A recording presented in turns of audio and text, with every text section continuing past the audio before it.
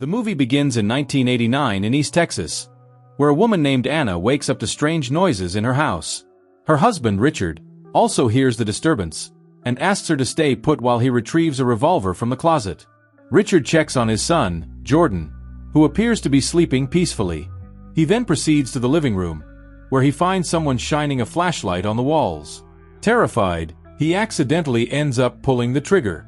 Anna switches on the lights, and the couple is horrified to discover that Richard has fatally shot the intruder in his eyes. After the misfortune, they promptly contact the cops. The town's police chief, Ray, comforts the traumatized couple. Ray also reveals that the intruder's name was Freddie Russell, and requests that Richard come to the police station and provide a formal statement. Later, at the station, Ray informs Richard that he hasn't committed any crime because he shot a thief in self-defense. However, the latter claims that the guy was unarmed, and he feels guilty for his actions. Ray responds that Richard didn't know that at the time. He further reveals that Freddie was a wanted felon for many crimes, so it's a victory for the police. The next day, the couple is still shaken by the previous night's events. News of the incident spreads throughout the town, and people begin gossiping about them. While Richard is at work, Anna, who is a teacher, calls and reveals that everyone at the school is discussing what happened. Richard then goes to a nearby diner, where he notices that people are staring at him with fear. He becomes frustrated and starts drinking, although it is still early in the morning. Moments later, he is approached by Ray, who notices his grumpy mood and comforts him. He says that they are burying Freddie's dead body tomorrow, and shares the address of the cemetery. Plus, Ray reveals that Freddie has a criminal father who has recently been released on parole after 20 years. The next day, Richard goes to the cemetery, and observes Freddie being buried by a few people. Just then, an old man approaches him and introduces himself as Freddie's father, Ben Russell. Richard becomes nervous and apologizes for what happened to his son. However, Ben says that it doesn't change what he did. He also mentions that he saw Richard's family photo in the newspaper and that his son looks exactly like him. Hearing this, Richard begins to panic and quickly drives away from there. He uses a payphone to urgently ask Anna to come to the police station. He then rushes to pick up Jordan from school and is relieved to see him unharmed. But to his horror, he notices Ben watching them from a distance with a sinister smile. Richard goes to the station and asks Ray for help in this situation. He wants Ben to be arrested, but the cop responds that he can't take action based on just one comment. He states that Ben didn't even directly make a threat or break any laws. Afterward, Anna chastises Richard for attending the burial. Richard then suggests that she and Jordan go to her mother's house, but she declines, saying she does not want to endanger her mother. She suggests staying at his father's cabin instead, but Richard says it is too isolated and the last place he wants to be. When the family arrives home, Richard notices that the lock of his house is broken. This scares him, so he immediately asks Anna and Jordan to get into the car and drive to her friend's place. After they leave, Richard goes inside and suspects that Ben had visited his son's room. He then discovers bullets scattered everywhere and a teddy bear with a torn eye. After this, Richard calls the cops, prompting Ray and his men to show up. This time, the police take his words seriously and agree to provide protection. Ray asks the family to continue with their daily lives, assuring them that wherever they go, an official will be assigned to watch over them. Ray then appoints a cop to stay inside the house, while several others lurk outside, waiting for the criminal. Later, around midnight, it's heavily raining, and Richard wakes up to drink some milk. Meanwhile outside, a car suddenly pulls up around the house, and the officers become alert and prepared to charge. But soon, they find out that it's just one of the neighbors looking for his dog. Richard then goes back to his room and sleeps beside his wife. But then, in a flash of lightning, we see Ben standing in Jordan's room, staring at him. Shortly after, Richard wakes up to notice water dripping in his room, coming from an open crawl space hatch. He is terrified to discover a cop lying unconscious and finds his son's room locked. He eventually breaks the door down, but discovers that Ben has already escaped through the window without hurting the child. The cops go after Ben, and the family is confused about how he could get inside with such heavy security. Ray reveals Ben must have remained hidden in the house since the first break-in. The following morning, Richard is cleaning the house when suddenly he gets a call from Ray.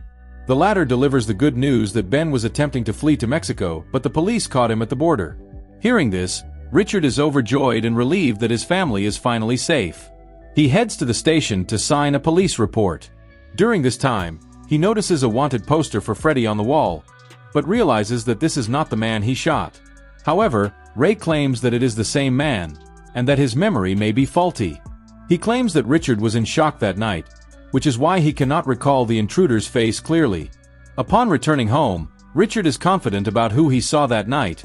He calls Ray and claims there was no mistake and that he did not shoot Freddy, but the cop tells him to move on from the incident and abruptly hangs up.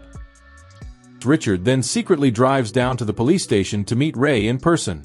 But shockingly, he sees Ray and the other officers putting Ben in a car and heading somewhere. Curious, he follows them, and eventually arrives at the train station. Richard then hides in a corner, and watches the cops forcibly remove Ben from the car and inject him with something. After the man becomes unconscious, the cops splash him with alcohol, and leave him on the train tracks before fleeing. Seeing this, Richard is horrified and doesn't understand what is happening. He soon hears the sound of train horns, and begins to contemplate what he should do. In the end, he decides to help the old man and rushes to the train tracks. He manages to save Ben just in time, and takes him to his isolated cabin, located in the middle of the forest. He also chains him, and Ben is shocked to see Richard in front of him. However, they don't exchange a word, and Richard returns to his house, leaving him locked up there. The following day, Richard returns to the cabin with some food and drinks. He explains to Ben what happened and tries to clarify that he did not kill his son. He claims that the cops used his family as bait to find Ben, and he wants to know why. However, the old man doesn't have any idea about this. He still doesn't believe that Richard didn't kill his son, so the latter asks him to accompany him somewhere. Later that night, we see the two in the cemetery where Freddy was buried. Together, they dig up the body, and when they retrieve the corpse, Ben realizes right away that this is not his son. Furthermore, they notice that the corpse's fingertips have been severed, apparently to make identification more difficult. In the next scene, we see the two wondering what they should do now. Ben borrows some money from Richard, and makes a phone call to his friend. He explains that he is in a difficult situation and asks his friend to help him. The following day, Richard is at his workplace when Ray unexpectedly shows up. He reveals that he couldn't recognize Freddy in the poster because the guy had changed his hair color after being wanted. Richard clearly knows that he is lying, but he pretends to go along with it. During their conversation, a guy named Jim Bob shows up, and Ray leaves from there. Jim then introduces himself to Richard and says that he is a private detective. It turns out he is the guy Ben had called last night. Richard takes him to the isolated cabin, where Ben is hiding from the cops. Upon arrival, Ben explains the situation to Jim and says he wants to meet his son, whom he has not seen in 20 years. After some investigation, Jim discovers that Freddy had been involved in illegal activity since a young age, and eventually became involved with the Dixie Mafia. But some time ago, he was arrested by the FBI and put into the Witness Protection Program. This means that Freddy would provide the FBI with information about the Mafia gangs in exchange for his freedom. However, since it could be too dangerous for him, the feds faked his death to keep him safe from the Mafia coming after him. This implies that Freddy is still alive, and must be hidden somewhere under a different identity. According to Jim, the FBI's Houston department is working on the case, so he strongly believes that Freddy must be living there. He then invites Ben to travel there so they can find his son. Here, Richard insists that he wants to go as well, because he wants to find out whom he shot.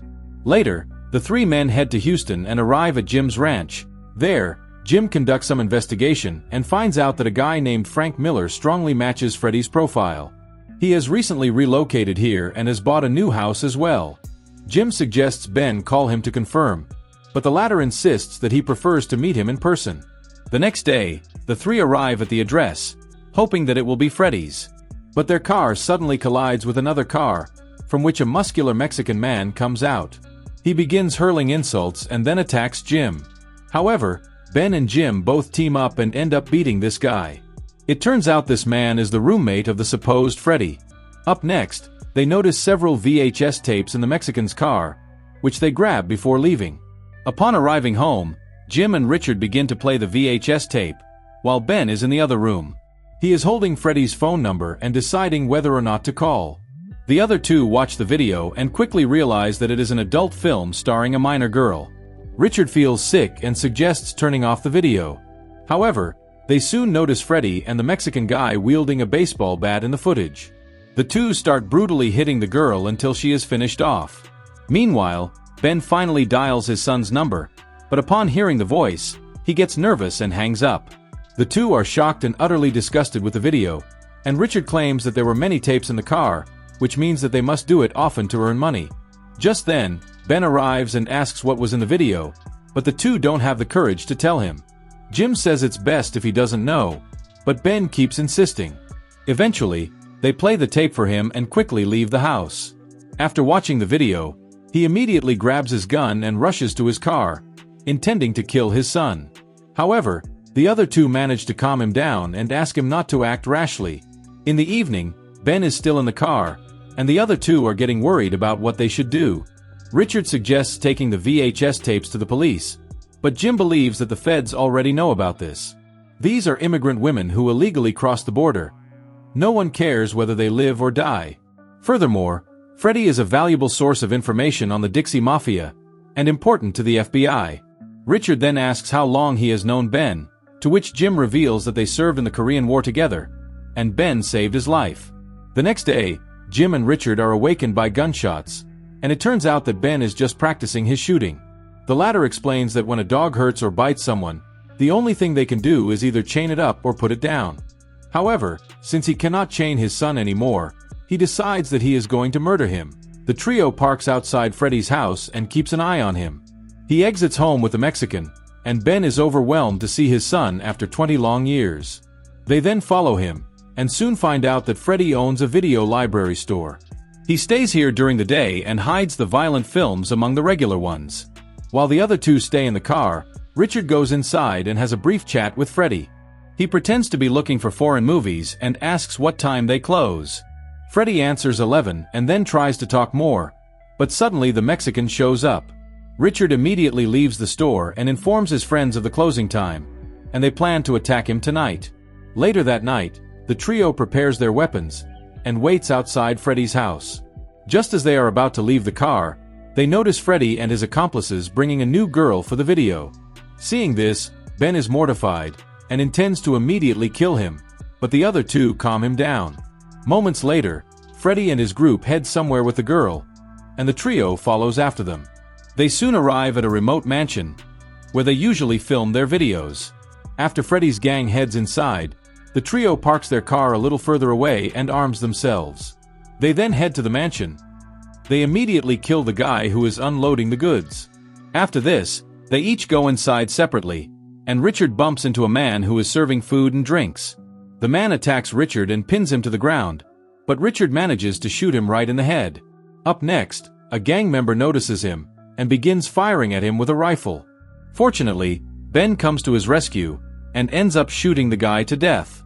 Following this, gunfire ensues in the mansion, but the trio skillfully kills all the gang members one by one.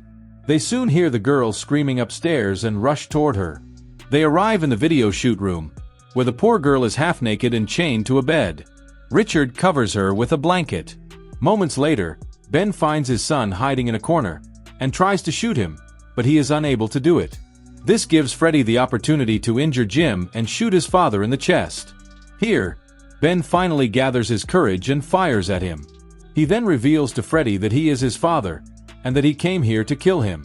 Hearing this, Freddy is surprised and asks if he is really his father, but Ben doesn't say anything and shoots him in the head. After the death of his son, he also succumbs to his injuries. In the aftermath, Jim and Richard rescue the poor woman, and they exit the place. They then set fire to the mansion to cover their tracks. The following day, Richard leaves Jim's ranch and returns to his home. He enters the bedroom where his family is sleeping and lies down beside them. And this is where the movie ends.